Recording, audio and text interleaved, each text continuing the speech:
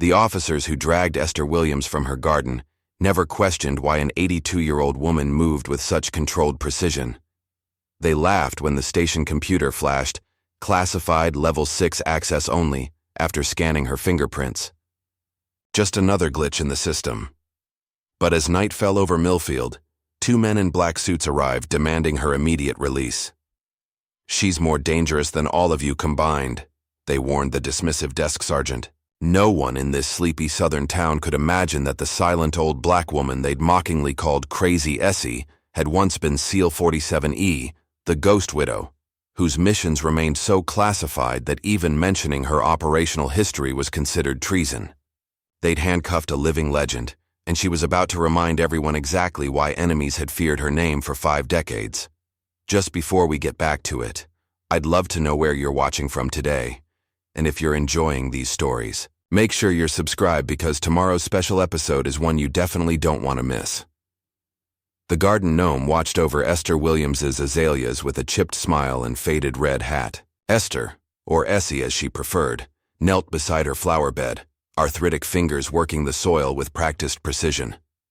At 82, her movements were slower than they once were, but no less deliberate. The morning sun warmed her dark skin, now lined with deep creases that mapped a lifetime of experiences few could imagine. Oak Street was quiet this Tuesday morning. Most residents were at work or school, leaving the modest neighborhood on the edge of Millfield to its daytime peace. Essie preferred it this way. Silence had been her ally for decades. "Morning, Ms. Williams," called Mrs. Patterson from across the street, waving a newspaper in greeting. Essie nodded, but didn't speak. She hadn't exchanged more than 10 words with any neighbor in the 15 years she'd lived here. The town had labeled her early on, Crazy Essie, or that old mute. She didn't mind. Labels were safer than truth. She placed another bulb in the earth, patting the soil gently. Her garden was her sanctuary, the only place where memories didn't haunt her quite so viciously. Here she could almost forget Panama, almost forget Afghanistan, almost forget the faces of those she'd saved, and those she couldn't. The police cruiser rolled down Oak Street slowly, like a shark testing waters. Essie noticed it immediately, the slight change in ambient sound, the deliberate reduction in speed. Her senses, though dulled by age, remained, sharper than most people half her age. The cruiser stopped at her walkway. 2 officers stepped out, followed by a third from the passenger side. "Suspicious person call," announced the tallest officer, Sergeant Dwayne Harker, adjusting his belt, with practiced authority. "Got a report about an elderly black female lurking around the elementary school 2 blocks over." Officer Jared Beck nodded, his hand resting casually on his holstered weapon. "Caller said she was watching the kids, acting strange." The third officer, Mallory Rice, hung back slightly. Her uniform still had the stiffness of recent issue. Her eyes darted between her colleagues and the old woman kneeling in the garden. Essie continued planting her bulbs. "Ma'am," Harker called out, stepping onto her property. "Need to have a word with you." When Essie didn't immediately respond, Beck moved closer. "Hey, he's talking to you." Essie slowly rose to her feet, knees protesting the movement. She stood 5'3" in her gardening shoes, thin but straight-backed. Her white hair was pulled back in a tight bun, revealing a face that gave away nothing. "Do you speak English?" Beck asked loudly, as if volume could bridge any gap. "I speak 6 languages," Essie finally said, her voice soft but clear. "English is merely one of them." Beck's face tightened. "Got a report you were hanging around Westfield Elementary earlier. Care to explain that?" "I wasn't at any school today," Essie replied simply. "So you're calling Mrs. Whitaker a liar?" Harker stepped forward. "Prominent citizen, church volunteer, wife of the bank president? She specifically described someone matching your description." Essie's eyes flicked toward the cruiser's dashboard camera. "I've been gardening since 7 this morning. Do you have anyone who can verify that?" Rice asked, her tone slightly less aggressive than her colleagues. "The birds, the mail carrier. God." Essie gestured toward her house. "And my security cameras." Beck snorted. "Right. Let's see some ID, ma'am." "It's inside." Essie turned toward her house. "Hold it!" Harker grabbed her arm roughly. "Officer Rice will accompany you." Essie looked down at his hand on her arm, then up at his face. Something in her eyes made Harker hesitate momentarily, though he didn't release his grip. "I don't consent to being touched," she said quietly. "And I don't consent to suspicious individuals." "In my town," Harker replied. "ID, now. You're hurting me." "Complying would make this easier for everyone," Rice suggested. Essie remained still, her gaze never wavering from Harker's face. "I've done nothing wrong." "That's for us to determine," Beck said, stepping closer. "Turn around." "Why?" "Because I said so."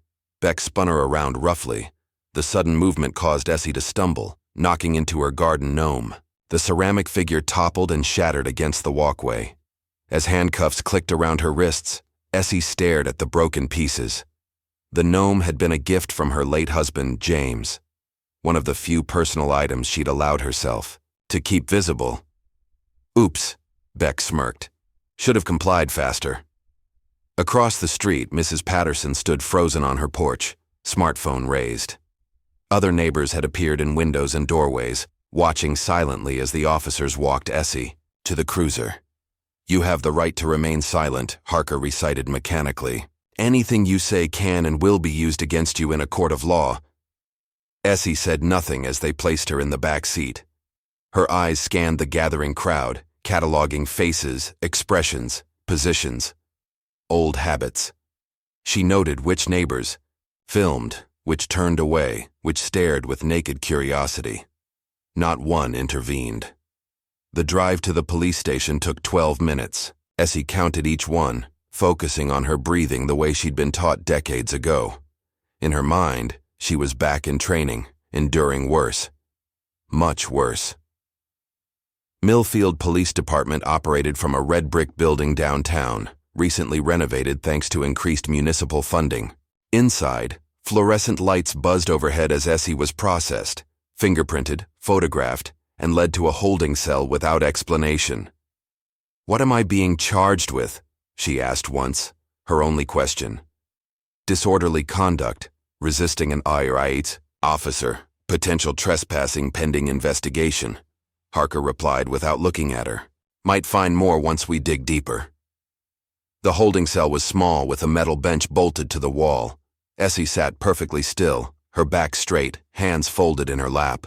Hours passed. No one offered water or explained the delay. Through the wide-side window in the door, she could see officers gathering, occasionally glancing her way with amusement. "Hard to believe she's the one Whitaker was so scared of," one officer commented. "Looks like she'd blow over in a strong wind." "Probably off her meds," another suggested.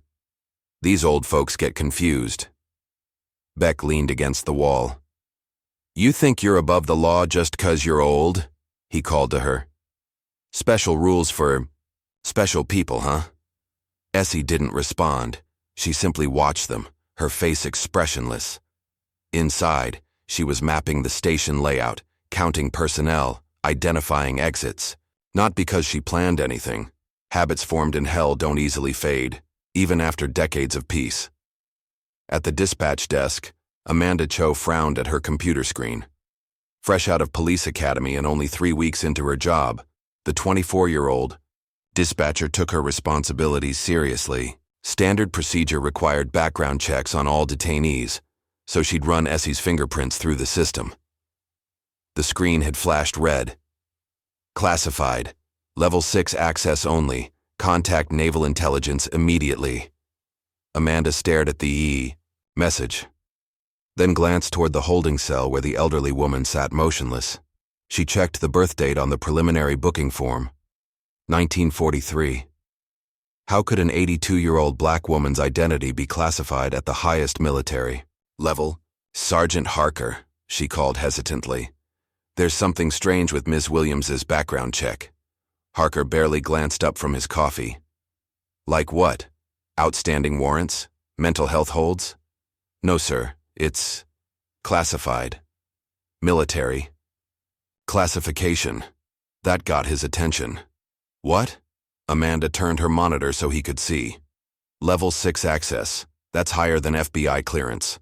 Harker's face darkened. Must be a glitch. Run it again. She did. Same result. Listen. Harker leaned close, lowering his voice. This stays between us. Probably a system error, but no need to make a big deal. Drop it. But procedure says... I said drop it. His tone left no room for argument. Clear. The screen, and don't mention it again. As Harker walked away, Amanda glanced once more at the old woman in the cell. Essie was looking directly at her, as if she'd heard every word despite being 30 feet away. A chill ran down Amanda's spine. Across town, Malik Green scrolled through his social media feed as he waited for his coffee order. Several posts mentioned a police incident on Oak Street, videos showing officers arresting an elderly black woman. He enlarged one clip, and recognition hit immediately. Ms. Williams? He muttered, downloading the video. Memories flooded back. Being 9 years old, surrounded by teenage bullies behind the corner store. Then Essie, appearing silently, saying something to the boys that made them scatter like frightened birds. She'd walked him home without saying another word, then disappeared back to her solitary existence. Malik grabbed his coffee and headed for his car. At 35, he'd spent the last decade building a reputation as an investigative journalist focused on social justice issues. Originally from Millfield, he'd returned 6 months ago to care for his ailing mother, taking a position with the local paper while freelancing for national outlets. He drove to the police station, professional curiosity and personal concern creating an uncomfortable knot in his stomach. Night had fallen by the time Essie was allowed her phone call. She dialed a number from memory, speaking only 3 words when it was answered. Shadow protocol activated. Then she hung up and returned to her cell without protest. 2 hours later, the night shift began. Essie lay on the hard bench, eyes closed but fully alert. The building had quieted, with only 3 officers visible from her vantage point. At precisely 2:17 a.m., the front door opened. 2 men entered the station. Both wore black suits, impeccably tailored. One carried a slim briefcase. Neither smiled as they approached the desk sergeant. "May I help you, gentlemen?" the sergeant asked, setting aside his crossword puzzle. "We're here for Esther Williams," said the taller man, his voice neutral. "Visiting hours are 9 to 5 and only after formal charging," the sergeant replied. "Come back tomorrow." The shorter man placed his briefcase on the counter and opened it, removing a document. "This authorizes her immediate release into our custody." Sergeant scanned the paper, snorting. "This isn't a federal facility. Your fancy paperwork doesn't mean—" "Call this number," the taller man interrupted, sliding a card across the desk. "Verify our authority." "Listen, fellas," the sergeant leaned forward. "We've got procedures here. I don't care if you're FBI, CIA, or Girl Scouts selling cookies. That woman stays put until morning." The men exchanged glances. "You don't understand," said the shorter one, his voice quieter now. "She's more dangerous than all of you combined," the sergeant laughed. "Right. The 80-year-old gardener is Jason Bourne." 82, corrected the taller man. "And no, not Bourne. Much worse." Something in his tone made the sergeant pause. He looked toward the holding cell where Essie appeared to be sleeping peacefully. "Who is she, really?" "Call the number," the taller man repeated. Now, in the quiet of her cell, Essie closed her eyes and let herself remember. Not the garden or the handcuffs or the broken gnome, but 1965. The impossible test that changed everything. She was 22, standing on a beach in Virginia with 40 men.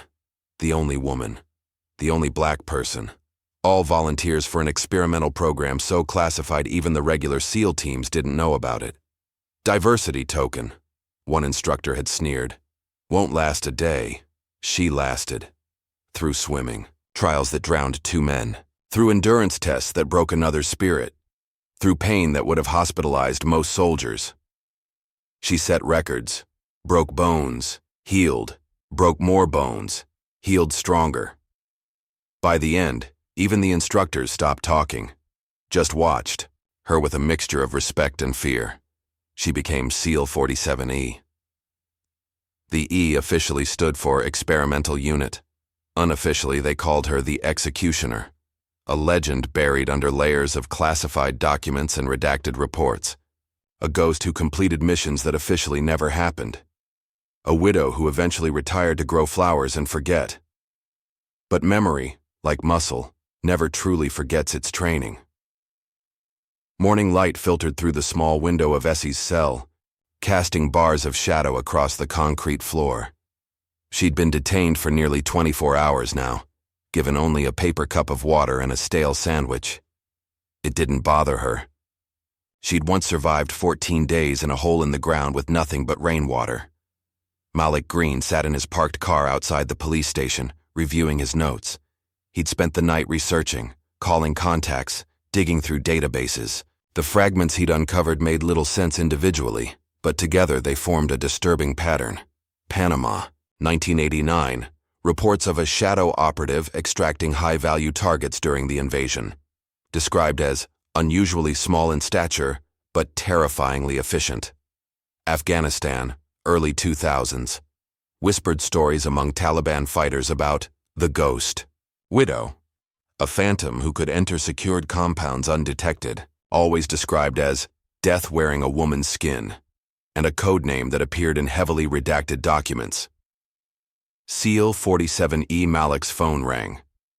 A source from the Pentagon, a former classmate now working in intelligence. Whatever you're digging into, stop, his friend warned without preamble. That code name you asked about? It triggered alerts across 3 agencies. Who is SEAL 47E? Malik pressed. I can't even confirm that designation exists. But hypothetically, if it did, you'd be poking a hornet's nest filled with classified operations spanning 50 years. Is it Esther Williams, the woman arrested yesterday? Silence then. I didn't say that. I didn't say anything. But Malik, be careful. Some ghosts don't like being disturbed. Inside the station, Sergeant Harker stood at his desk, face flushed with anger as he crumpled a form in his fist. Request denied, he snapped at Amanda. I told you to drop this.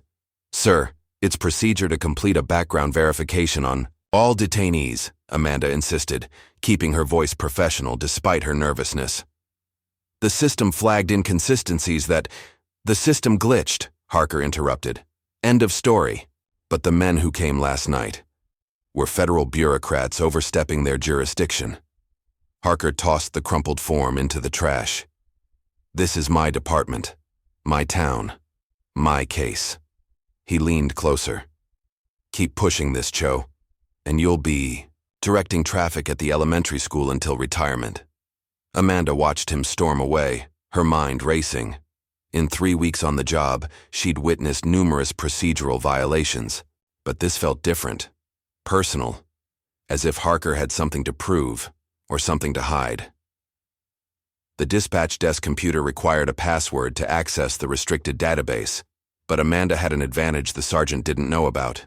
Her father, James Cho, had been a military intelligence officer before his death 3 years ago. His old clearance codes, technically obsolete but sometimes still functional in legacy systems, might work. During her lunch break with the office, nearly empty, she tried the backdoor access her father had once shown her, for emergencies only. To her surprise, the system accepted the credentials. What she found made her blood run cold. Photos, decades old but unmistakable. A younger Esther Williams in military fatigues, face streaked with camouflage paint. Another showed her dragging, a hooded figure through jungle terrain. Another in desert gear, a rifle in hand, surrounded by what appeared to be special forces operators, all male, all deferring to her. Amanda downloaded what she could, then carefully erased her digital footprints. Whatever was happening went far beyond a simple false arrest. As evening approached, a distinguished black man in his 70s arrived at the E station. He wore a tailored navy blue suit with military precision, his bearing unmistakably that of someone accustomed to command. I'm here to see Esther Williams, he announced to the desk officer. Name? Admiral Carlton Briggs, retired. The Chiker officer raised an eyebrow. Relationship to the detainee? Briggs's expression remained neutral. Old colleague. 15 minutes later, Briggs was escorted to Essie's cell. The officer unlocked the door but remained nearby, pretending to organize paperwork while straining to hear their conversation. Briggs sat on the bench beside Essie, who hadn't moved from her position. "Never thought I'd see you in a place like this," he said quietly. "Never thought I'd see you in a suit," she replied, the faintest smile touching her lips. "The men I sent couldn't get you out. I didn't expect them to. This isn't about a simple arrest." Briggs nodded. "Harker." His father was Colonel Harker. "Kandahar," Essie said, understanding immediately. "The dishonorable discharge. His son's been looking for revenge ever since. When your fingerprints hit the system, he must have recognized the name." They sat in silence for a moment, two old warriors speaking volumes without words. "They're not ready to know who you really are they?" Briggs finally asked. Essie turned slightly, gazing through the small window at the darkening sky. "I didn't survive all that, just to die in a town full of cowards." After Briggs left, the night grew quiet again. But the digital world was anything but silent. Malik had spent hours crafting a detailed thread. "The woman they fear. Who is SEAL 47E?" With carefully selected documents, redacted reports, and witness statements from veterans, he painted a picture of an extraordinary operator whose existence had been deliberately erased from military history. The thread went viral within hours. SEAL 47E and Justice. For Essie began trending. Suddenly, all eyes were on the Millfield Police Department. By morning, pressure was mounting. National media picked up the story. The mayor called the police chief, demanding answers. Protesters gathered outside the station with signs, "Free Esther Williams" and "Who are the real criminals?" Sergeant Harker paced his office, fury radiating from him in almost visible waves. He summoned officers Beck and Rice. "This ends now," he growled. "We've got probable cause to search her property for contraband. Who knows what an ex-military type might be hiding? Weapons, explosives." Rice shifted uncomfortably. "Sir, with all the attention on this case, shouldn't we wait for— Are you questioning my orders, officer?" Harker's voice dropped dangerously.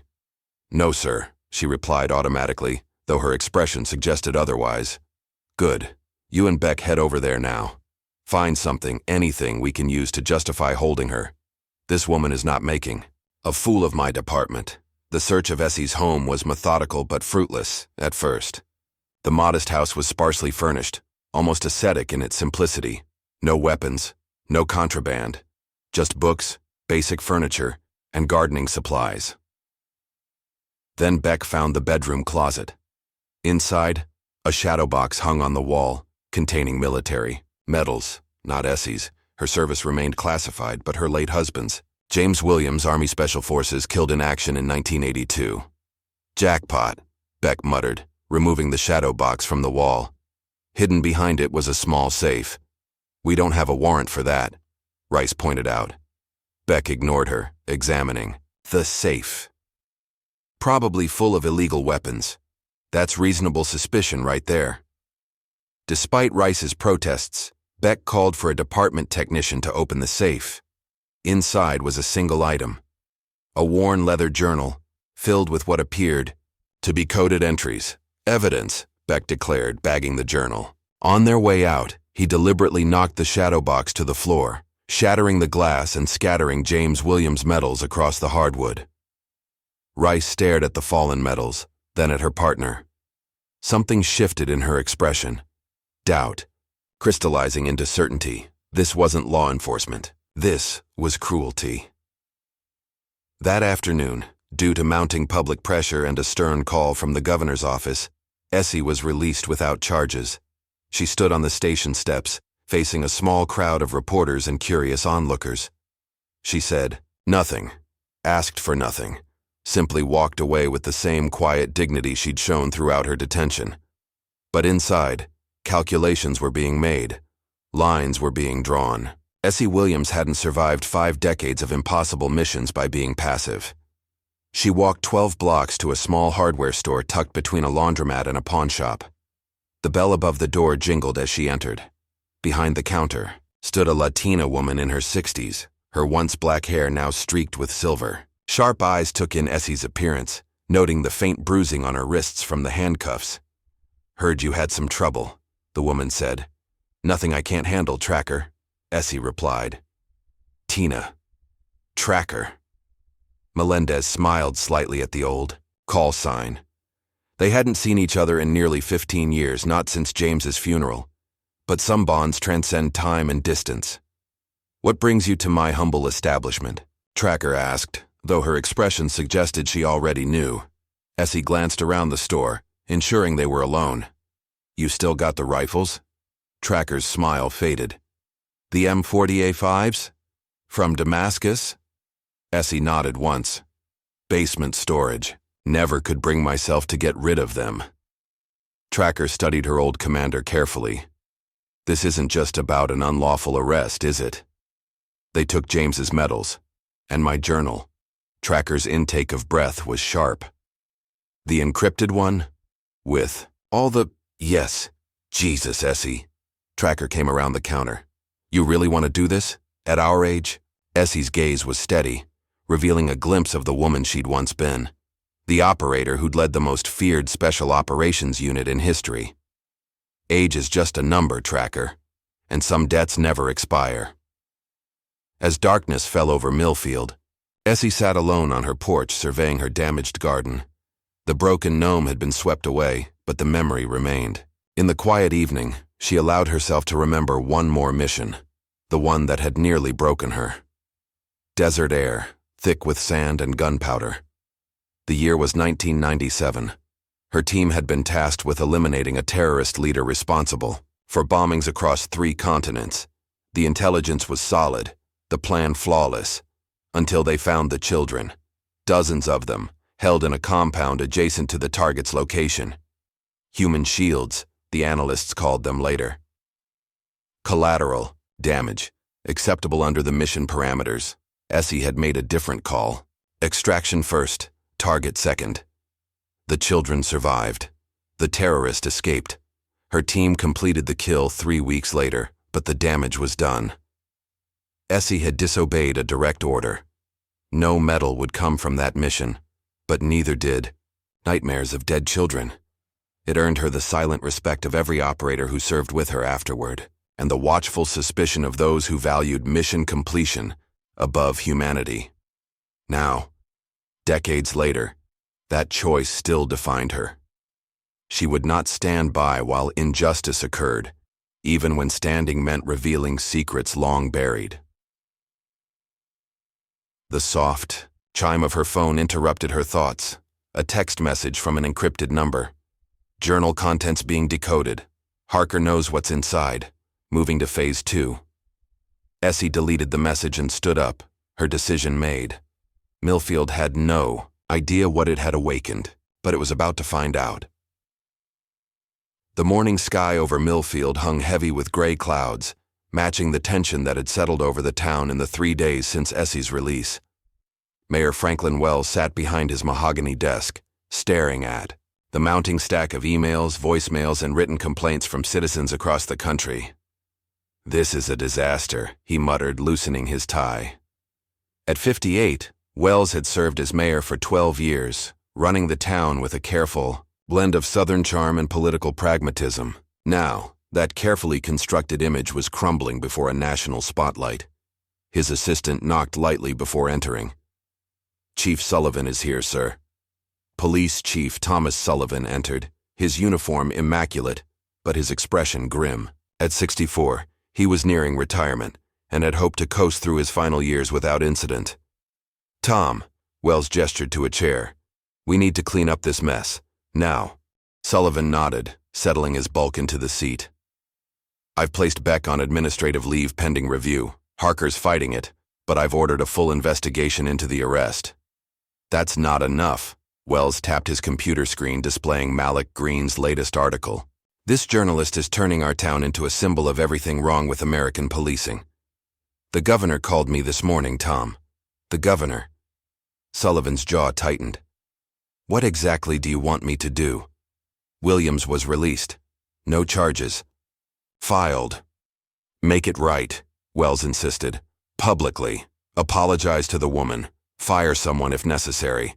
But fix the optics before this ruins us all. Across town, in the dimly lit chambers of the county courthouse, Judge Kenneth Voss reviewed the motions filed that morning by Sergeant Harker. The elderly judge removed his reading glasses, pinching the bridge of his nose. You want me to sign a psychiatric evaluation order? For Williams? Harker stood rigidly before the bench, his posture betraying his military upbringing. Yes, Your Honor. We have reason to believe she presents a danger to herself and others. Based on what evidence? Voss asked skeptically. Her erratic behavior, during arrest, reports from neighbors describing paranoid tendencies, and her military background suggests potential PTSD or other disorders. Harker slid a folder across the desk. We're concerned, given her access to potential weapons. Judge Voss leafed through the documents. Most were statements from concerned citizens that read suspiciously similar. He recognized Caroline Whitaker's signature, the bank president's wife and a prominent donor to his re-election campaigns. You realize this case has national attention now, Voss cautioned. All the more reason to ensure public safety, Harker replied smoothly. Better safe than sorry. After a moment's hesitation, Voss signed the order. Proceed with caution, Sergeant. Very careful caution. What neither man knew was that Officer Mallory Rice had stationed herself outside the judge's chambers, recording their conversation on her phone. Her hand trembled slightly as she stopped the recording and slipped away unnoticed. 20 minutes later, she sat in her car across from a small coffee shop downtown, watching Malik Green through the window. The journalist was typing furiously on his laptop, surrounded by notebooks and documents. Rice took a deep breath, checked her uniform in the mirror, and exited the vehicle. She'd taken an oath to protect and serve. It was time to decide who that oath truly served. Inside the coffee shop, Malik barely noticed the young officer approach until she stood directly before his table. He looked up warily. Officer Rice, what can I do for you? She glanced around nervously before sliding into the seat opposite him. I need to know if you're serious about exposing what's happening in Millfield. Dead serious, Malik replied, studying her face. Rice reached into her jacket and removed a small evidence bag containing a worn leather journal. This was taken illegally from Ms. Williams's home. Harker sent me to log it into evidence, but... She hesitated. I can't be part of this anymore. Malik stared at the journal, understanding its significance immediately. You could lose your job for this. I already resigned, effective immediately. She slid the journal across the table. It's encrypted somehow. I don't know if it's useful, but it is, Malik assured her, carefully taking the journal. More than you know. That evening, Malik and Amanda Cho sat in his apartment poring over the journal. The pages contained what appeared to be random sequences of numbers and letters, interspersed with occasional map coordinates. It's definitely a military cipher, Amanda said, comparing entries. My dad taught me a few basic ones, but this is beyond anything I've seen. Your father was in intelligence? Malik asked, surprised. Amanda nodded. 20 years. Died 3 years ago. Heart attack. She traced a sequence of numbers with her finger. Wait, look at the groupings here. It's similar to a cipher he showed me once, a variant of a Vigilante square with positional shifts. For the next 4 hours, they worked methodically, testing combinations and patterns.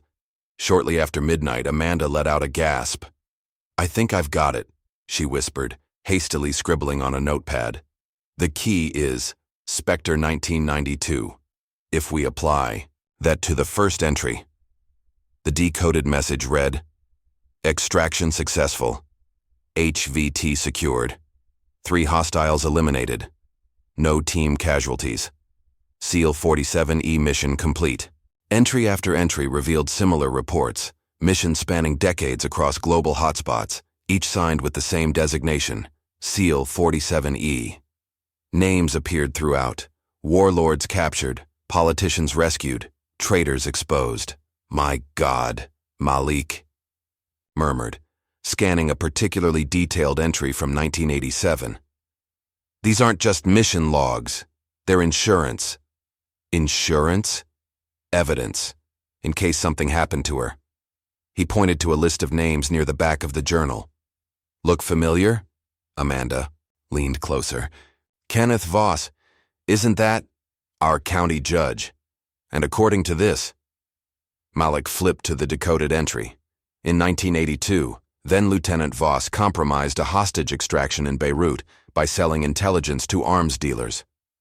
That's treason, Amanda whispered. And Essie Williams has proof.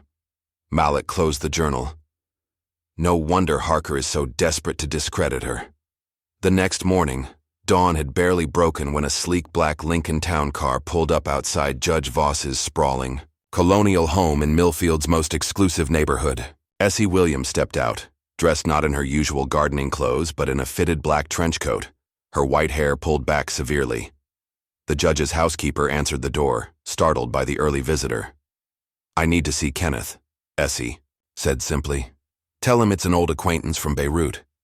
Minutes later, she was shown into Voss's private study. The judge stood by the window in a silk bathrobe, his face ashen. You, he said, voice barely above a whisper. After all these years, Essie remained standing, her posture perfect, despite her age. I'd hoped never to see you again, Kenneth. What do you want? His hand trembled as he poured himself a generous whiskey, despite the early hour. You signed an order yesterday. Psychiatric evaluation. Voss swallowed hard. Harker made a compelling case. Save it. Essie's voice remained soft but carried an edge sharper than any blade. You and I both know what this is about. Beirut, 1982. The glass in Voss's hand shook violently. That was 40 years ago. Classified operations. No one would believe. 4 American hostages died because of you, Essie cut in. I have names, dates, account numbers. And now, thanks to your friend Harker, my insurance policy is being decoded as we speak. What do you want? Voss asked again, desperation creeping into his voice. Rescind the order. Recuse yourself from any matters concerning me. And retire, Kenneth, before month's end. Or, Essie smiled, a small cold thing without humor. Or I ensure that the last thing people remember about Judge Kenneth Voss isn't his distinguished career, but his dishonorable discharge and the blood on his hands. She turned to leave, but Voss called after her. Williams, you think you're untouchable? There are powerful people who do anything to keep those old missions buried. Essie paused at the door. I'm counting on it. By noon, news broke that Judge Voss had rescinded the psychiatric evaluation order and announced his recusal from all matters concerning Esther Williams, citing potential conflicts of interest. The statement raised more questions than it answered, particularly for those following Malik's reporting. As Essie walked home from the bus stop that afternoon, she sensed the tale immediately. Male, mid-30s, trying too hard to look like a local in a town where everyone knew everyone. He kept pace half a block behind her, occasionally speaking into what appeared to be a Bluetooth earpiece. She made no indication she'd noticed him, continuing her usual route with the unhurried pace of an elderly woman. When she stopped to examine flowers in the park, he paused to tie his shoelace. When she entered the corner market, he waited outside, pretending to check his phone. Amateur, she thought. They'd sent an amateur. Inside her house, Essie moved efficiently, placing her handbag on the kitchen counter before filling a glass with water. Through the window, she watched her shadow take position across the street, partially concealed by a large oak tree. Precisely 7 minutes later, the power in her house flickered momentarily, the signal she'd been waiting for. Without hurrying, she moved to her bedroom, opened the closet, and pressed a hidden panel behind where her husband's medals had once hung. The false wall slid open, revealing a narrow passage to the basement. The hitman made his move at dusk. Dressed as a utility worker, he approached the back door with a clipboard and fake ID. Finding it unlocked, he slipped inside, drawing a silenced pistol from his work belt. The house was silent and still. A single lamp burned in the living room. A half-empty glass of water sat on the kitchen counter. He moved methodically through each room, clearing corners with practiced efficiency. When he reached the bedroom, he noted the open closet, the empty hooks where metals had once hung. The blow came from behind, swift, precise, and devastating. A forearm across his throat, applying pressure to the carotid arteries with surgical precision. He tried to bring his weapon up, but a sharp twist of his wrist sent white-hot pain up his arm. The gun clattered to the floor. Darkness closed in as his oxygen depleted. His last conscious thought was confusion. How could an 82-year-old woman move like that? When he awoke, he was seated on the cold marble base of Millfield's town square fountain, hands and feet bound with zip ties. A small crowd had gathered, some taking photos, others calling the police. Around his neck hung a handwritten sign, "Tell them SEAL 47E is watching." The morning news coverage dominated local and national broadcasts. "Mystery Vigilante apprehends. Armed intruder," the headlines proclaimed. The hitman refused to speak, but his credentials were quickly proven false, and his weapon contained no serial numbers.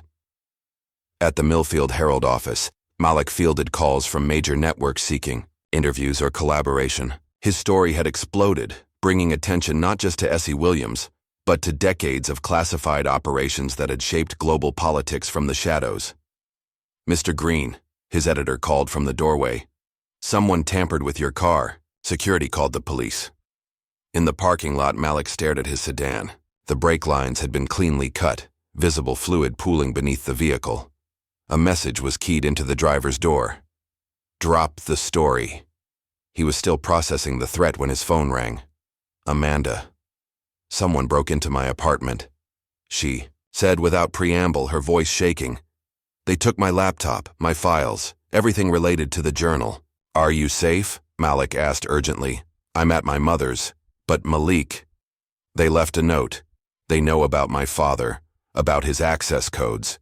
Before he could respond, a text message appeared on his screen from an unknown number. "Town fountain, 20 minutes, come alone." Malik arrived at the fountain with 5 minutes to spare, scanning the nearly empty park with nervous eyes. He'd brought a small canister of pepper spray, meager protection, but better than nothing. "You won't need that," came a soft voice from behind him. He spun around to find Essie seated on a bench, feeding breadcrumbs to pigeons as if she had no concerns in the world. "They cut my brake lines," Malik said, sitting beside her. "I know. I fixed them after the police left." At his surprised look, she added, "Mechanical engineering was part of my training. Amanda's apartment was broken into. She's safe. That's what matters." Essie continued feeding the birds. "But you're not, Malik. Neither of you are. This goes beyond Harker or Voss. The journal was meant to be found eventually, just not yet." She turned to face him fully. "They'll kill you both to keep those secrets, unless we give them something bigger to worry about." "What do you have in mind?" "I need time. 3 days." Essie's eyes held his with intensity that belied her years. "Can you get somewhere safe until then?" Malik thought about it. "My cousin has a cabin upstate, off the grid. Take Amanda, go today. No phones, no internet. 3 days. And then?" Essie smiled slightly. "And then we remind some powerful people why they called me the Ghost Widow." As Malik and Amanda headed for safety, Essie began moving, with the quiet efficiency that had once made her legendary among her peers. Her first stop was a small veterans housing complex on the outskirts of town. Reggie Watson answered his door on the third knock. At 75, the former communications specialist's body had grown frail, but his mind remained razor-sharp. His hands moved in quick, precise signs, American Sign Language, which he'd used exclusively since losing his hearing in an explosion 30 years earlier. "Essie," he signed, surprise and delight crossing his weathered face. "Long time." "Too long," she signed back. "Need your help, old friend." Inside his apartment, technology filled every surface: computers, monitors, satellite equipment, and devices Essie couldn't even identify. Despite his disability, or perhaps because of it, Reggie had become one of the most talented communications experts in the intelligence community before his retirement. "They're after the journal," she explained. Through sign language. And the kids who found it. Reggie nodded thoughtfully. The journalist, Green, good writer. You've been following his work? Reggie grinned. Follow everything. Bored in retirement. His fingers flew as he continued. What's the play? Gathering the team. Need your skills, communications, surveillance. His eyes lit up with the spark of a mission. Equipment and storage, give me a day. Next, Essie visited a group of teenagers who frequented the community center where she occasionally volunteered. 6 young people, 4 black, 2 white, all from the poorer side of town, all with potential being wasted in a system designed to overlook them. Ms. Williams, 17-year-old Jamal greeted her with respect. Saw you on the news. That wasn't my choice, Essie replied, taking a seat among them. Those cops did you dirty, said Keisha, a 16-year-old with bright eyes and quick hands. Whole town talking about it. The town talks, but who acts? Essie asked quietly. The teens exchanged glances. What you mean? Asked Darnell, the youngest, at 15. I mean, this town has problems bigger than one old woman being arrested. Problems that affect your futures more than mine. Essie looked at each face in turn. I don't have much time left on this earth. You all do. Question is, are you ready to fight for it? By evening, Essie had set up a makeshift headquarters in Reggie's apartment. Maps of Millfield covered one wall with key locations marked: the police station, courthouse, mayor's office, and the homes of Harker, Beck, and other players in the unfolding drama. Reggie's fingers moved rapidly. Surveillance equipment active. Police radio frequencies tapped. Email servers compromised. Good. Any movement on Harker? Reggie nodded, pointing to a monitor showing a real-time GPS tracker. Planning something. Made calls to private security contractors, ex-military types. A raid, Essie concluded. They'll come for me tonight or tomorrow. Let them come. As darkness fell over Millfield, Sergeant Harker gathered a team in an abandoned warehouse on the edge of town. 6 men in tactical gear checked weapons and equipment. None of it standard police issue. This operation is off the books, Harker informed them. Williams is a national security threat. Evidence suggests she's in possession of classified materials and potentially dangerous weapons. What about warrants? One man asked.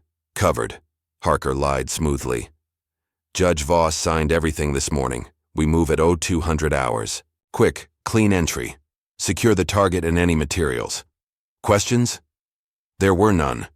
These weren't regular officers but private contractors accustomed to operating in gray areas. One more thing, Harker added. This stays quiet. Far as anyone knows, this is a standard department operation. Understood? Across town, Malik and Amanda had barely reached the outskirts when Malik's phone rang. Despite Essie's warning, he answered. Mr. Green, came a familiar voice. This is Mayor Wells. I'd like to meet, privately. It's about Esther Williams and what's really happening in Millfield. Malik hesitated, looking at Amanda. I'm afraid I'm unavailable at the moment, Mayor. Son, people are going to get hurt if this continues. I can help, but I need to talk to you first. No games, no politics, just truth. After a moment's consideration, Malik agreed to meet at a diner just outside town limits in 30 minutes. He turned the car around, despite Amanda's protests.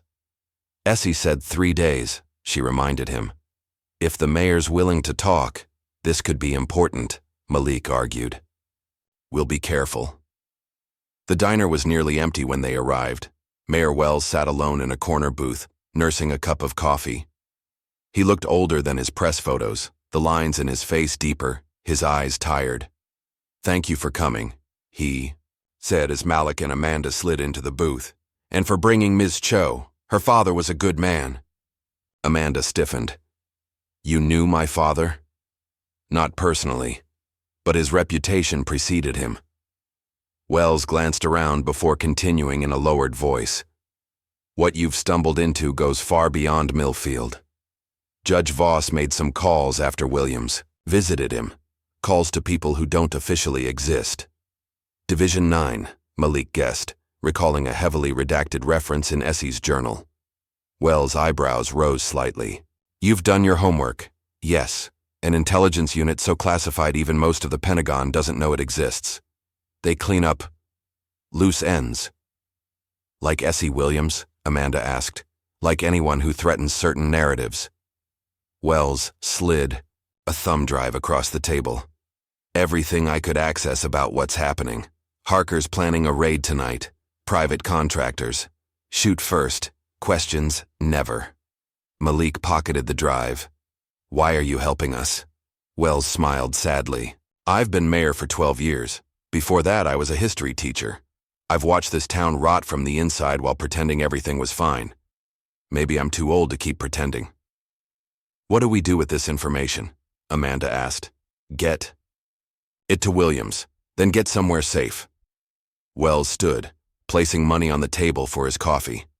And whatever you do, don't trust anyone with a badge. Rain fell in sheets across Millfield as 2 a.m. approached. Essie sat alone in her darkened living room waiting. Her house had been prepared.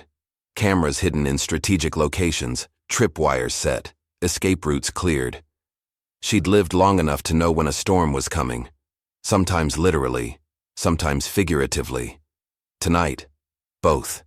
Her phone vibrated with a text from Reggie. 6 men. Tactical gear. ETA 3 minutes. Essie placed the phone on the coffee table and closed her eyes briefly. At 82, her body protested the lack of sleep, the stress, the constant vigilance, but her mind remained razor sharp, cycling through scenarios and contingencies with practiced ease. The first indication of the raid was subtle, a momentary disruption in the power to the security cameras Reggie had installed. Amateur move. Second was the soft crunch of boots on wet gravel around the side of the house. Essie slipped silently into the kitchen as a black-clad figure approached the back door. The lock was picked with practiced efficiency. The door opened without a sound.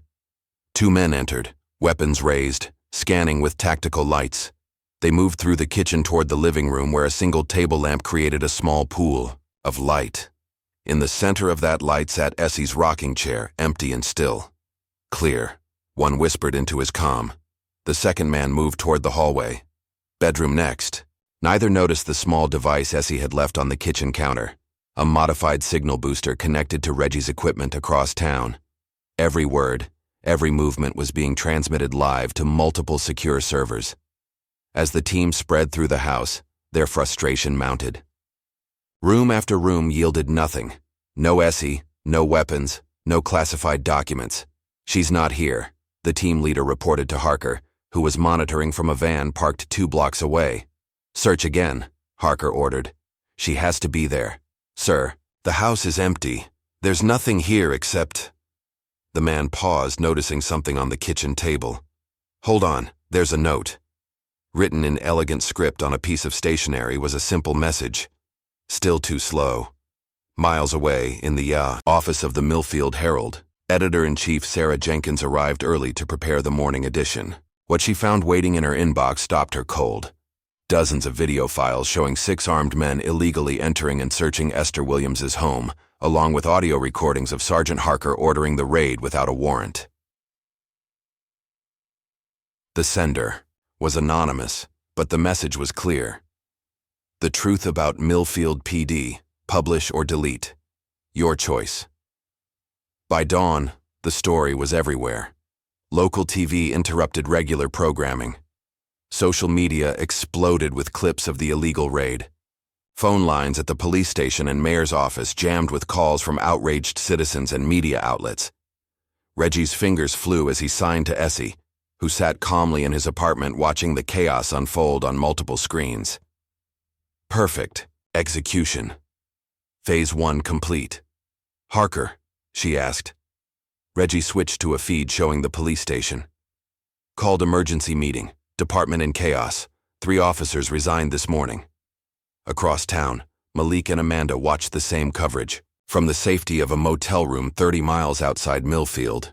The thumb drive from Mayor Wells had provided crucial evidence corroborating everything in Essie's journal, and more. Look at this, Amanda said, pointing to a document on her laptop. Operational directives for something called Project Ghost Shield. It mentions Division 9 and... She paused, eyes widening. A list of SEAL team members from classified units. Essie's name is here, along with others. And dates of termination. Termination? Malik leaned closer. You mean, they've been eliminating their own operators. Cleaning house. Amanda scrolled through the document. Essie is one of the last still alive. Malik's phone rang. An unknown number. He answered cautiously. It's time, came Essie's voice. Return to Millfield, Town Hall, noon tomorrow. Is it safe? No, she replied honestly, but necessary. Bring everything you have. As evening approached, Essie made her way to her own home, slipping past the news vans and curious onlookers who had gathered nearby. Using a neighbor's yard as cover, she accessed her house through a cellar entrance hidden beneath an old gardening shed. The raid had left her home relatively undisturbed. Harker's team had been professional enough not to cause obvious damage, but they'd missed what she'd come for. In the backyard, beneath a flowering dogwood tree, lay a small granite marker commemorating her late husband. Essie knelt beside it, her fingers finding the hidden catch that few would notice. The marker shifted slightly, revealing a small compartment underneath. From it, she removed a waterproof bag containing a USB drive, a small key, and a worn photograph of herself and James on their wedding day. She tucked these into her pocket just as her phone vibrated with a warning from Reggie. Police approaching. 2 minutes. Essie replaced the marker and moved quickly through the shadows toward the street behind her property. As she disappeared into the gathering darkness, 2 patrol cars pulled up in front of her house, lights flashing. The next morning dawned clear and cool. By 11 a.m., a crowd had gathered outside Millfield Town Hall. Residents, journalists, activists drawn by the unfolding story.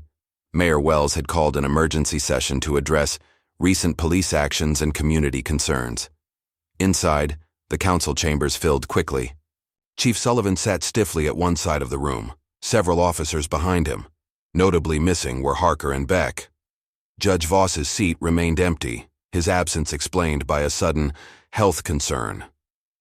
At precisely noon, the chamber doors opened. Esther Williams entered, flanked by Malik Green and Amanda Cho. The room fell silent as the unlikely trio made their way to the front, where Mayor Wells had arranged for them to speak. Essie approached the microphone first. Despite her age and small stature, she commanded the room's full attention. When she spoke, her voice was clear and unwavering. My name is Esther Williams. For 40 years, I served this country in ways that will never appear in history books. I've been called many things, operative, agent, ghost, but I have always considered myself simply a soldier doing her duty. She placed a small device on the podium, a secure tablet Reggie had prepared. What happened to me last week was not an isolated incident. It was the symptom of a disease that has infected not just this town, but institutions meant to protect all citizens. With steady hands, she activated the tablet, projecting images onto the large screen behind her. Documents, photos, mission logs, evidence of decades of operations conducted by special units like hers, alongside evidence of corruption, reaching from Millfield to Washington. I came to this town seeking peace in my final years. Instead, I found the same enemies I spent my life fighting. Those who abuse power, who believe certain lives matter less than others, who hide behind badges and benches while betraying the by oaths they swore. From his seat, Chief Sullivan shifted uncomfortably. Several council members whispered urgently to each other. Today, I present evidence of crimes committed by Judge Kenneth Voss, Sergeant Dwayne Harker, and others within this community's leadership. Their actions not only violated my rights, but endangered national security and betrayed public trust. As she spoke, a commotion erupted at the back of the chamber. Judge Voss had arrived, pale and sweating, his normally immaculate appearance disheveled. He pointed a trembling finger at Essie. She's lying. This is a fabrication, a conspiracy to... His words cut off abruptly as he clutched his chest, face contorting in pain. He collapsed to the floor as several people rushed to his aid. In the ensuing chaos, Sergeant Harker burst through a side door, his face twisted with rage. He spotted Malik filming the proceedings and lunged toward him, drawing his weapon. "You did this," he shouted. "You and that traitor!" Before anyone could react, a blur of movement intercepted him. 16-year-old Keisha, using the defense techniques Essie had taught her, executed a perfect sweep that sent Harker crashing to the floor. His gun skittered across the polished tiles.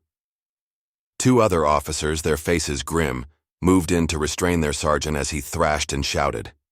"You don't even know who she really is!" Harker screamed as they dragged him toward the exit. "She's just the beginning. They're everywhere." Outside the chamber, paramedics worked on Judge Voss, who had suffered an apparent stroke. The live feeds, capturing the dramatic scene, ensured that millions witnessed both his collapse and Harker's meltdown. As order slowly returned to the chamber, Essie reclaimed the microphone. Her expression revealed nothing of the turmoil around her. "What you've seen today is just the beginning," she said quietly.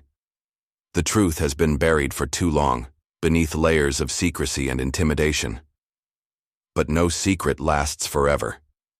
She looked directly into the cameras, her gaze unwavering. "To those who think power makes them untouchable, remember this. I spent 50 years in shadows watching. I'm not the only one. We're still here. Still watching." With those words, she stepped away from the podium. The room erupted in questions and exclamations, but Essie moved through the crowd with quiet dignity, Malik and Amanda close behind. Outside, the afternoon sun cast long shadows across the town square. As they descended the town hall steps, a sleek black SUV pulled up to the curb. The rear door opened, revealing a familiar face, Admiral Carlton Briggs. "That was quite a show, Essie," he said as she approached. "But you've stirred a hornet's nest. Division 9 is mobilizing." "Good," Essie replied calmly. "Let them come into the light for once." "It won't be just local cops next time," Briggs warned. "These people have resources, influence. So do I." Essie glanced back at the town hall, where more people were emerging, many talking excitedly into phones or cameras. "The most powerful weapon was always the truth, Carlton. You taught me that." Briggs smiled sadly. "And you were always my best student." He handed her a sealed envelope. "Security protocols for the next 48 hours. Safe houses, emergency contacts. Use them." As the Admiral's vehicle pulled away, Essie turned to Malik and Amanda. "This isn't over. The most dangerous phase is just beginning." "What happens now?" Amanda asked. Essie's gaze drifted to the horizon, where storm clouds were gathering once again.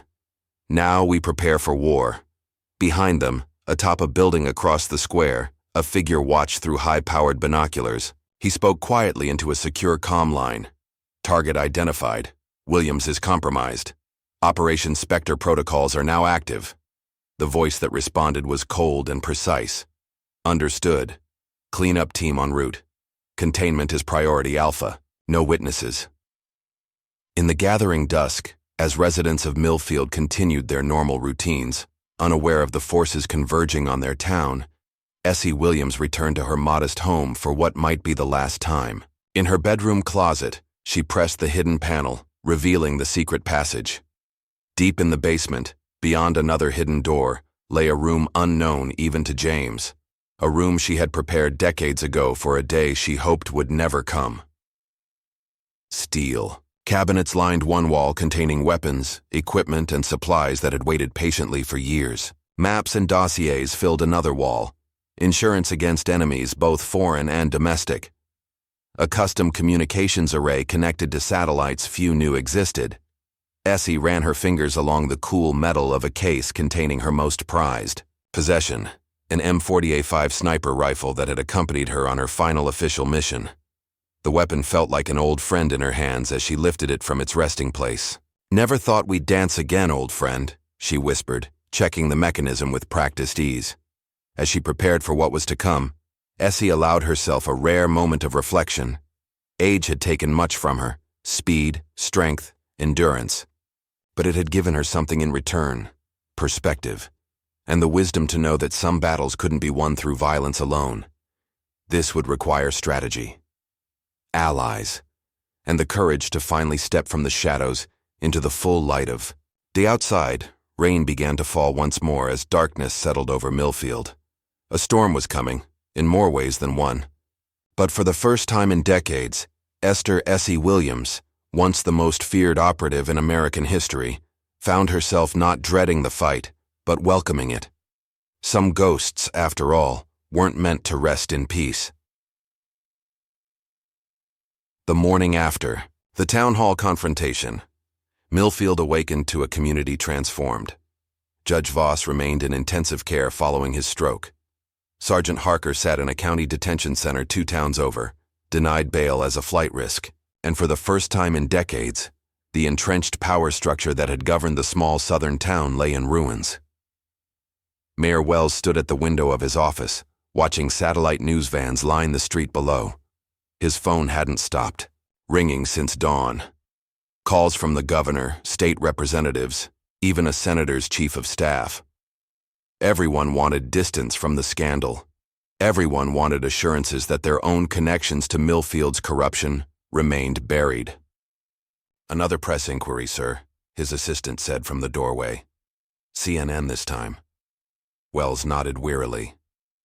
"Tell them I'll issue a statement at noon." As the door closed, his secure line rang.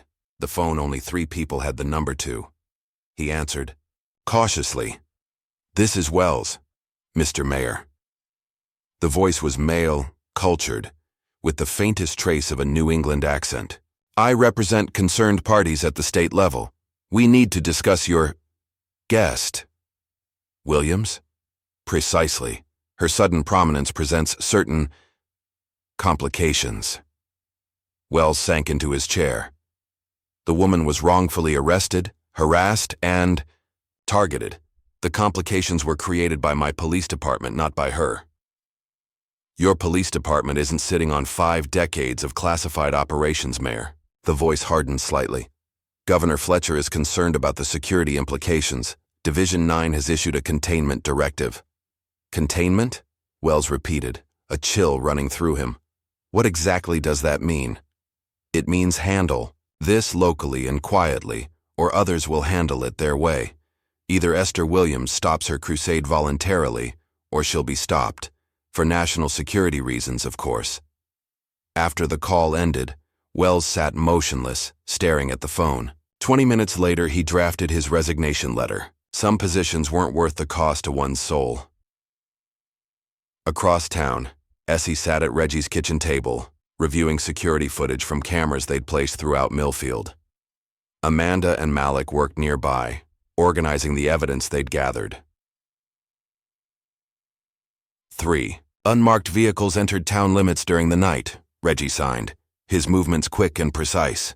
Government plates obscured. 6 operatives minimum. Essie nodded, unsurprised. Division 9 protocol. First wave is surveillance only. They're mapping routines, identifying allies. Division 9. Malik looked up from his laptop. That was mentioned in the mayor's files. Ultra-secret intelligence group, Essie explained, her voice matter-of-fact. Created in the late 1960s to handle operations too sensitive for conventional agencies. No congressional oversight. Black budget. Answerable only to a special committee within the Pentagon.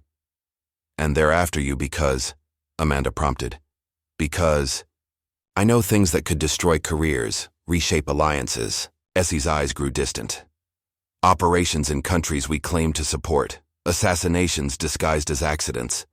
Governments toppled for corporate interests. And they think exposing Millfield's corruption will somehow lead to all that coming out?" Malik asked skeptically. "No," Essie replied. "They think I've decided to burn it all down on my way out. And they're not entirely wrong." Her phone buzzed with a text from an encrypted number. She read it silently, her expression unchanging. "What is it?" Amanda asked. "Nightmares," Essie said simply, setting the phone down. "The past never stays buried, no matter how deep you dig the hole." That night, as Essie finally allowed herself a few hours of sleep on Reggie's couch, the dreams came, vivid, violent, memories of a mission she'd spent 30 years trying to forget. Kandahar Province, 1992, Operation Spectre. Her team, 6 of the most elite operators ever fielded, inserted under cover of darkness to eliminate a high-value target with terrorist connections. The intelligence was perfect. Too perfect. They walked into an ambush. Heavy fire from 3 directions. Jackson took the first round, right through his throat. Martinez and Cooper went down covering their retreat. Thomas bled out in her arms as they hid in an abandoned structure, his last words a whispered warning. Someone knew we were coming, Ghost. Only she and Williams, James, her husband, made it to the extraction point. But the helicopter never came. They fought their way out over 3 days, covering 60 miles of hostile territory on foot. When they finally reached base, the mission was already being erased from records. Equipment failure, the official report read. Communication breakdown. But Essie knew better. Someone had betrayed them. Someone had wanted them all dead. She woke with a gasp, heart pounding, sheets damp with sweat. For a moment she was disoriented, the line between past and present blurred. Just a dream, she whispered to herself. Just a memory. But even as she said it, she knew it was more. After all these years, the pieces were finally aligning. The betrayal in Kandahar, the creation of Division 9, the systematic elimination of her former teammates over the decades. She reached for her phone and texted Reggie in the next room. Need everything on Admiral Richard Klein. Now. Morning brought a fresh wave of media attention to Millfield. National outlets had picked up Malik's story, framing it as everything from a civil rights crusade to a conspiracy thriller. Job offers flooded his inbox. 7-figure book deals, television rights, speaking engagements. $3 million for exclusive rights to your story and Williams. Amanda read from an email, whistling softly. That's life-changing money, Malik. He closed the laptop with a decisive click. It's not my story to sell. Instead, he drafted a press release donating his existing coverage to veterans advocacy groups and survivor networks dedicated to supporting those who'd been silenced by the system. Within hours, he was being hailed as a hero on social media and targeted again by anonymous threats. By afternoon, a troubling shift began in Millfield's public sentiment. A small but vocal group of residents gathered outside City Hall with signs reading "No more media circus and peace for Millfield." Local business owners complained about the disruption to commerce. Parents expressed concerns about all this military talk around impressionable children. Tanner Wilson, a real estate developer with connections to Judge Voss, gave interviews, framing Essie as a militant elderly woman with a questionable past, training neighborhood kids for God knows what. The fact that she'd merely taught self-defense classes at the community center was deliberately omitted. Amanda noticed the pattern first. They're using classic counterinsurgency tactics, she observed, tracking the coverage. Isolate the target, question their motives, turn public opinion. It's working, Malik admitted, showing them a local poll where support for Essie had dropped 15 points overnight. Of course it's working, Essie replied calmly. It's Division 9's specialty. Before you eliminate a threat, you ensure no one will miss them. Her phone rang, Tracker's number. Essie answered immediately. We have a problem, came Tracker's tense voice. Someone's watching the shop. 2 men, professional setup. Get out now, Essie ordered. Go to... The explosion cut off her words. Through the phone came the sound of shattering glass and collapsing metal. Then silence. Tracker? Tracker. Essie's voice rose with rare urgency. Nothing. Within 20 minutes they received news.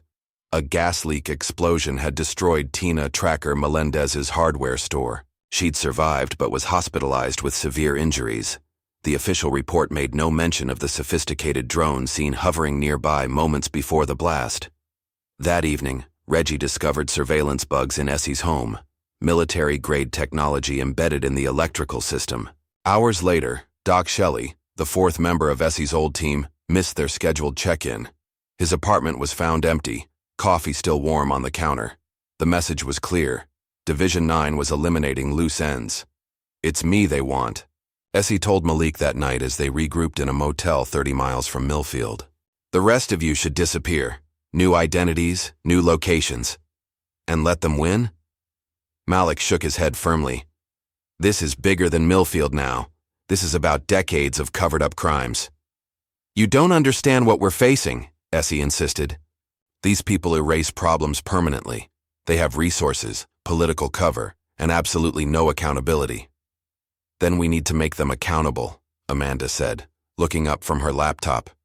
"We need to bring everything into the light." Essie was quiet for a long moment, her gaze distant. Finally, she nodded once. "There's something I need to show you both." She led them to her car and retrieved a weatherproof case from a hidden compartment beneath the spare tire. Inside was a worn metal box containing photographs, microfilm, and a small recording device. "During Operation Spectre in 1992, my entire SEAL unit was ambushed. Only my husband and I survived," she explained, her voice steady despite the pain behind her words. "We were told it was bad intelligence, a tactical failure. But James never believed that." She held up a microfilm strip. "He spent years gathering evidence, tracking money trails, communications. He believed someone high in command sold us out." "Did he find proof?" Malik asked. "He died before he could confirm it." Essie's expression hardened.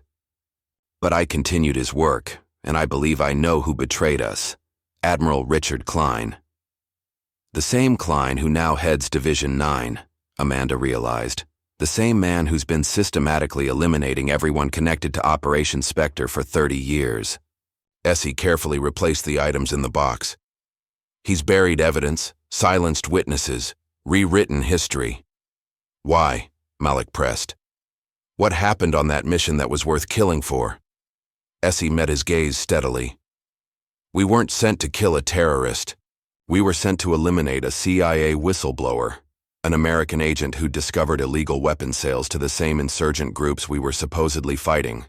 The kind of scandal that would have ended careers and led to criminal charges against some very powerful people. Including Klein," Amanda concluded. "Including a man who's now risen to near the top of the Pentagon's power structure." Essie closed the case with a decisive click. "A man who can't afford to have an 82-year-old woman with a perfect memory and a file full of evidence start talking to journalists." Later that night, alone with her thoughts, Essie stood by the motel window watching rain streak the glass. In her hand was a faded photograph of her SEAL team, 6 faces, young and determined, unaware of the betrayal awaiting them. They thought. "I was buried," she whispered to the ghosts of her past. But legends aren't buried. They're called upon when the world forgets how to be brave. In the bathroom, she opened the hidden compartment in her small traveling case. Inside lay the tools of her former trade, specialized equipment, encrypted communication devices, and the means to become someone else entirely if necessary. A hidden room within a hidden life. It was time for the ghost widow to emerge from the shadows once more. Dawn broke over an abandoned fishing cabin 50 miles north of Millfield. Inside, 4 people gathered around a makeshift planning table. Essie, Reggie, Amanda, and Malik. Maps, diagrams, and surveillance photos covered every surface. "Final team assembled," Reggie signed, his weathered hands moving with precision despite arthritis. "We're all that's left." "It's enough," Essie replied with quiet confidence. She studied the building schematics before them, a secure facility outside Washington, D.C. labeled simply Analysis Center on official documents. In reality, Division 9's operational headquarters. "Objective remains clear," she continued. "Expose Admiral Klein and Division 9 for what they truly are, a criminal enterprise masquerading as national security." "How?" Amanda asked, doubt creeping into her voice for the first time. "We're 4 people against an entire intelligence apparatus." "Numbers don't win battles," Essie replied. "Information does." She tapped a section of the blueprints. "Klein keeps physical backups of all sensitive operations here, including Operation Spectre." "Physical backups?" Malik looked skeptical. "In the digital age?" "Klein is old school. Doesn't trust networks that can be hacked." A ghost of a smile crossed Essie's face. "But he never considered someone might simply walk through the front door." The plan took shape over the next several hours. Reggie would handle technical support and communications. Amanda would use her father's credentials to access digital systems as a distraction. Malik would prepare the information for public release, and Essie would enter the heart of the beast. "There's something else," Amanda said suddenly, looking up from her laptop. I've been searching for Doc Shelley using emergency services channels. He's alive. Relief flickered across Essie's features. Where? Veterans Shelter in Richmond. Registered under his birth name, William Shelton. Smart. Essie nodded approvingly.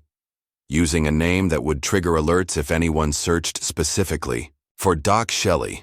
Classic misdirection.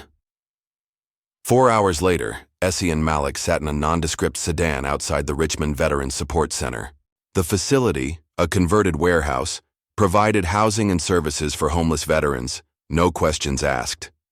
Wait here, Essie instructed. I'll find him. Inside, the center bustled with activity. Veterans of various ages receiving meals, medical care, and support.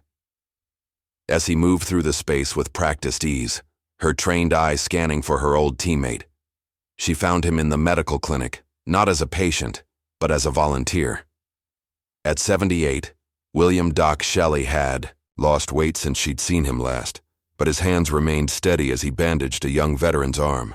Impressive technique, Essie commented quietly as she approached, though you always did have the steadiest hands in the unit. Doc froze momentarily, then continued his work without turning. Thought you might be dead by now, Commander. They tried, she replied simply. Only when he finished with his patient did Doc face her.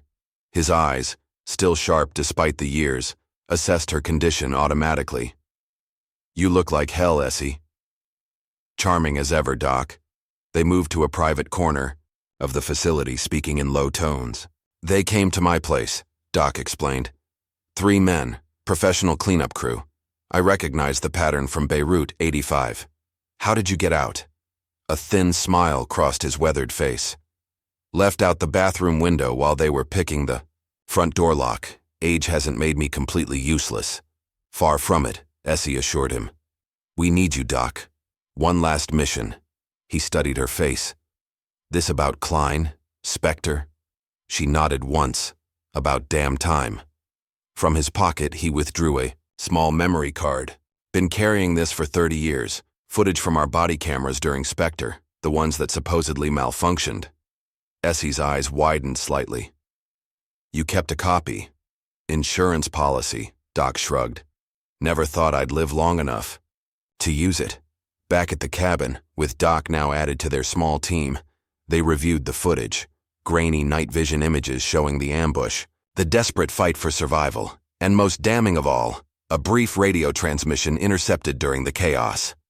Package is compromised. Terminate all members of Spectre team. No witnesses. Confirmation code Kilo 9 Alpha. Klein's personal authorization code, Essie confirmed, her voice hollow.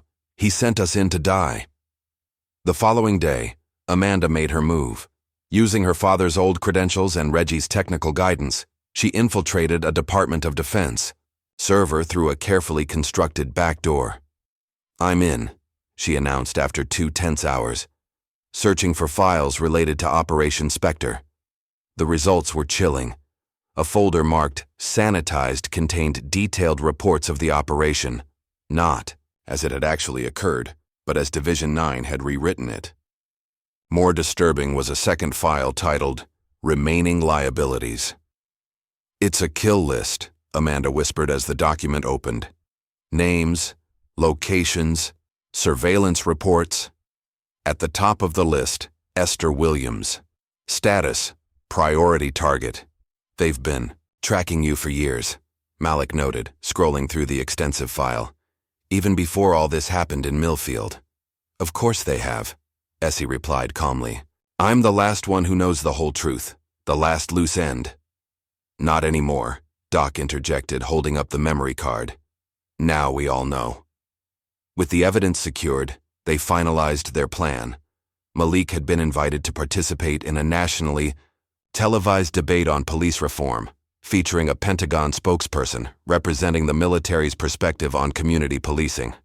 The perfect opportunity to take their revelations public. Remember, Essie cautioned as they prepared. Klein, we'll have security teams in place. The moment we move, they'll try to shut us down. Let them try, Reggie signed defiantly. I've got surprises ready. The day of the broadcast arrived with tense anticipation.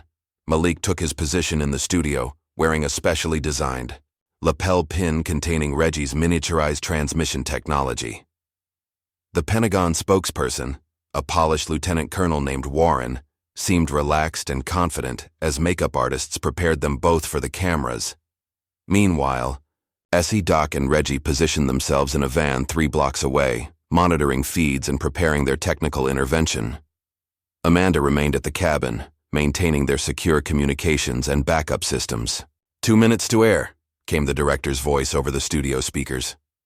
Malik took a deep breath, feeling the weight of the documents and evidence they'd prepared. In his earpiece, Essie's calm voice provided final instructions. Wait for my signal. When Reggie activates the override, you'll have approximately 90 seconds before they cut the feed. Make them count. The debate began smoothly, with standard talking points about community relations and accountability. Lieutenant Colonel Warren presented the military's perspective with practiced ease, emphasizing transparency and cooperation. At precisely the 17-minute mark, Essie gave the signal. Reggie's fingers flew across his specialized equipment, executing a complex series of commands that bypassed the network's security protocols. Across the country, television broadcasts suddenly interrupted, with an emergency override signal. Confused anchors and viewers watched as their screens filled with classified documents, surveillance footage, and damning evidence of Division 9's decades of illegal operations. In the studio, Malik seized his moment, speaking directly to the cameras. What you're seeing is evidence of a secret intelligence unit called Division 9, responsible for assassinations, cover-ups, and the elimination of American service members who threaten to expose the truth. Led by Admiral Richard Klein, this organization has operated without oversight for decades, committing crimes in the name of national security. As he spoke, Doc's footage from Operation Spectre played on screens nationwide. The ambush, the desperate fight, the damning radio transmission with Klein's authorization code. Lieutenant Colonel Warren's face drained of color as he recognized what was happening. He reached for his phone, only to find all signals jammed by Reggie's countermeasures. Exactly as Essie had predicted, security teams converged on the studio within minutes, but the damage was done. The broadcast had reached millions before being cut. Social media exploded with screenshots, clips, and calls for investigation. Back in Millfield, residents watched in stunned silence as their small-town controversy expanded into a national security scandal. But the peaceful evening was shattered when black SUVs with tinted windows rolled into town. Division 9's response team, coming to eliminate loose ends and control the narrative. Their first target, Essie's home and any supporters who might harbor evidence or knowledge. What they didn't expect was the reception waiting for them. The teens Essie had trained, now joined by dozens of community members, formed a human barrier around her property. Armed not with weapons, but with cameras, live streams, and unwavering resolve. "We're not afraid anymore," 16-year-old Keisha declared to a masked operative who attempted to push through. Behind her, a wall of citizens stood firm, phones recording every move. The Division 9 team, trained for shadows and secrecy, found themselves paralyzed by the sunlight of public attention.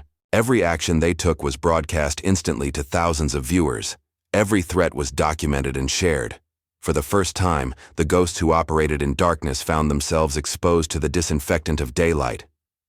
Miles away, at a private airstrip outside Washington, D.C., Admiral Richard Klein prepared for emergency extraction. His decades of careful manipulation were unraveling hour by hour as more evidence surfaced and more operatives abandoned their posts. As his security team loaded essential documents onto a waiting Gulf Stream, a figure emerged from the shadows of the hangar. Klein's hand moved instinctively to his sidearm, then froze as recognition dawned. "Hello, Richard," Essie said quietly, stepping into the pool of light cast by the aircraft's exterior lamps. "It's been a long time, Williams." His voice remained controlled despite the situation. "I should have known you'd be hard to kill. You always were. Not for lack of trying on your part." She moved closer, her gait steady despite her age. "Kandahar, my team, my husband. All these years of looking over my shoulder." Klein's security team raised their weapons, but he waved them down with a practiced gesture. It was never personal, Esther. Just necessary cleanup. Necessary? Something dangerous flickered in her eyes. You sold out your own operators to cover up illegal weapon sales. You betrayed everything the uniform stands for. I protected this country's interests. You protected your career, your power. Essie's voice remained measured, but carried an edge sharper than any blade. And now it's over. Behind her, Doc Shelley emerged from the shadows, followed by 2 FBI agents, the real ones, not Division 9 operatives wearing borrowed authority. Admiral Richard Klein, one agent announced formally. You're under arrest for treason, conspiracy, and the murder of American military personnel. As the agent secured Klein, Essie stepped forward one last time. From her pocket, she produced a small recording device, one last piece of insurance James had left behind. Confess, she said simply. For the families who never knew the truth. For the ghosts who deserve peace. Faced with the weight of evidence against him and the certainty of prosecution, Klein finally broke. His confession, detailed, damning, and complete, was recorded for posterity and justice. As dawn broke over the airfield, Essie watched the FBI vehicles depart with their high-value prisoner. Doc stood beside her, both veterans finally seeing. The mission completed after 30 years. What now, Commander? He asked quietly. Essie looked eastward, where the sun was painting the sky in shades of promise. Now we remember the fallen, and learn to live in the light. The congressional hearings began 3 weeks after Klein's arrest. Representatives from both parties demanded answers about Division 9's decades of unsanctioned operations. Military oversight committees convened emergency sessions. The Secretary of Defense announced the immediate suspension of all black budget intelligence units pending comprehensive review. Through it all, Essie Williams remained silent. Despite subpoenas and invitations to testify, she sent only a written statement. Let the ghosts speak for themselves. The evidence tells their story better than I ever could. The media labeled her a hero, a whistleblower, a patriot. Politicians sought photo opportunities. Book publishers offered 7-figure advances. Hollywood producers pitched movie deals. Essie declined them all, returning to her modest home in Millfield to tend her garden. The broken gnome had been replaced by a simple stone marker bearing the names of her fallen teammates from Operation Spectre. 2 months after Klein's arrest, a black limousine arrived at Essie's door. Inside sat the President of the United States, who had diverted from an official Southern tour specifically to meet her. Ms. Williams, the President said, stepping onto her porch. It's my honor to finally meet you. Essie offered coffee, which they drank from mismatched mugs at her kitchen table. No aides, no cameras, no ceremony, just 2 Americans having a conversation about service and sacrifice. When the President left an hour later, Essie held a small velvet box containing the Medal of Valor and official documentation acknowledging her as the longest-serving, most decorated, and first black woman SEAL team leader in American history. The nation may never know all you did, the President had told her, but we owe you a debt that can never be repaid. The following Saturday, Essie held a quiet ceremony in the Millfield Veterans Cemetery. Doc Shelley stood beside her, as did Reggie Watson. Tracker, still recovering from her injuries, attended in a wheelchair. Together, they honored the members of their unit who had fallen in Kandahar 30 years earlier. Malik filmed the gathering with Essie's permission, producing a documentary he titled The Last Watch. In it, he captured not just the ceremony, but the stories behind each name. Lives of extraordinary courage that history had nearly forgotten.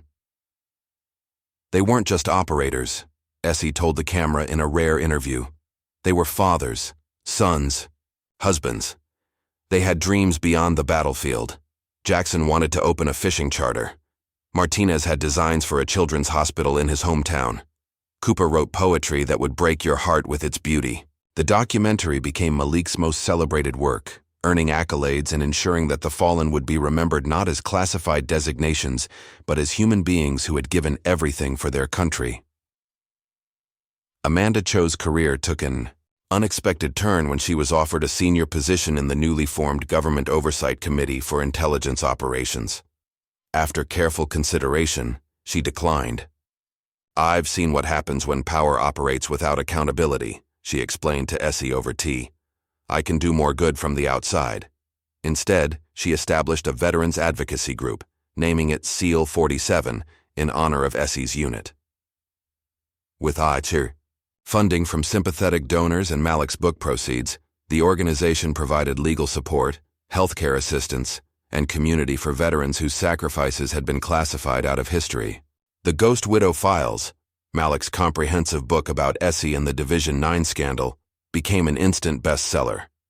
True to his word, he directed all proceeds to programs supporting underprivileged youth in communities like Millfield. "These kids need to know their power," he told interviewers. "They need to see that one person standing up can change everything." In Millfield itself, profound changes took root. Officer Mallory Rice was appointed interim police chief after Sullivan's resignation, implementing reforms that emphasized community engagement and accountability. The town council, now led by a diverse coalition of citizens including some of the teens Essie had mentored, passed measures ensuring transparency in local government.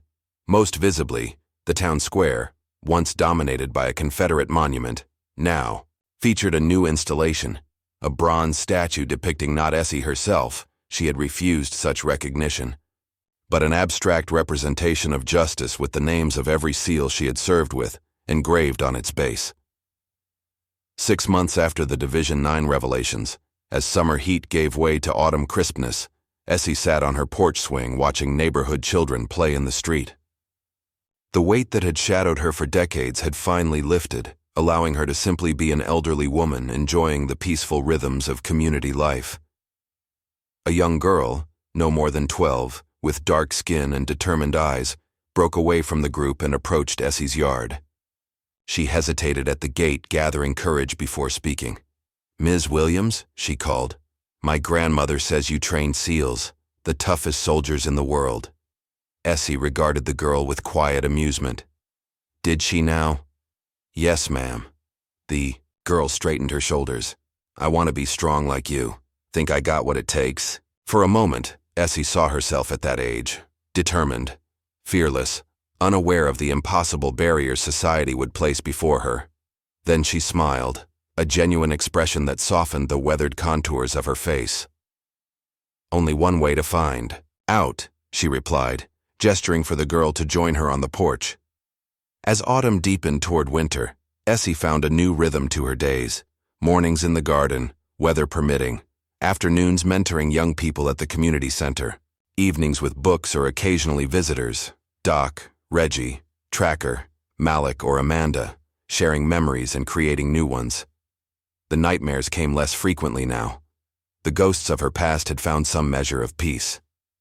One crisp December morning, Essie retrieved her mail to find an official envelope bearing Pentagon insignia. Inside was a letter on heavy stock paper, classified, Eyes Only 2, Commander Esther Williams, SEAL 47E. From Office of Naval Special Warfare. Subject, Advisory Position Commander Williams, in light of recent restructuring and your unique historical perspective, your consultation is requested on classified operations requiring your expertise. Your insights would be invaluable in ensuring ethical execution and oversight of critical missions. Should you accept this advisory role, appropriate security protocols will be established at your convenience. The nation has need of your wisdom, once more. Essie read the letter twice, then carried it inside. In her study, she unlocked a drawer containing the Medal of Valor and her husband's recovered medals, placing the letter alongside them. Outside, snow had begun to fall, dusting her garden in pristine white. She watched it for a long moment, thinking of all the winters she'd seen, in jungles, deserts, mountains, and finally here in this small town that had become home. A soft smile touched her lips as she picked up her phone and composed a simple text to Doc, Reggie, Tracker, Malik, and Amanda. Dinner tonight. 7 p.m. Apparently we're not done yet. Then she walked to her closet, pressed the hidden panel, and descended to the basement room that housed her past. The weapons and equipment remained in perfect condition, maintained by hands that had never forgotten their training. "Let's get to work," she said to the empty room, her voice carrying the quiet authority that had once commanded the most elite operators in history. The ghost widow had emerged from the shadows not to fade away, but to ensure that those who followed would walk in light. What would you risk to uncover the truth that powerful forces have spent decades trying to bury? If this story of an underestimated hero's fight against corruption moved you, like, subscribe, and share to join our community of seekers who understand that legends never truly fade. They simply wait for the moment when the world needs them most.